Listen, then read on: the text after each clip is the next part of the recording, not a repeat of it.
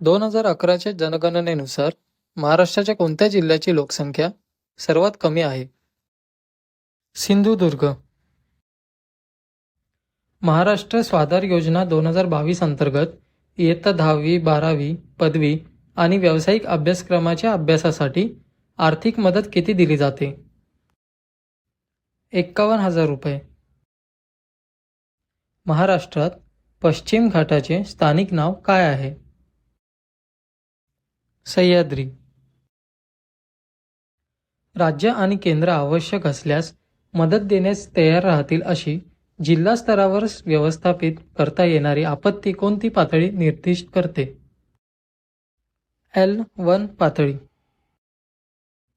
कोणते वन्यजीव अभयारण्य महाराष्ट्रातील अमरावती जिल्ह्यात आहे? चिखलदरा.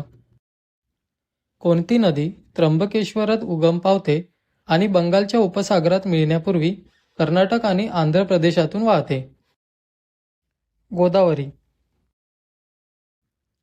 कोणत्या वर्षी पर्यावरण विभाग आणि ॲक्ट यांनी राज्य हवामान बदल धोरणाचा मसुदा तयार करण्याचे काम केले, जो महाराष्ट्र मंत्रिमंडळाने स्वीकारला होता?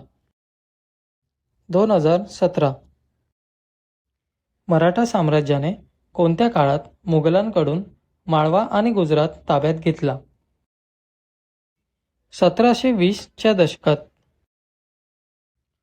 प्रधानमंत्री किसान सन्मान निधी योजनेप्रमाणेच किसान सन्मान निधी योजना महाराष्ट्रात राबविण्यात येणार असल्याची घोषणा कोणी केली? एकनाथ शिंदे.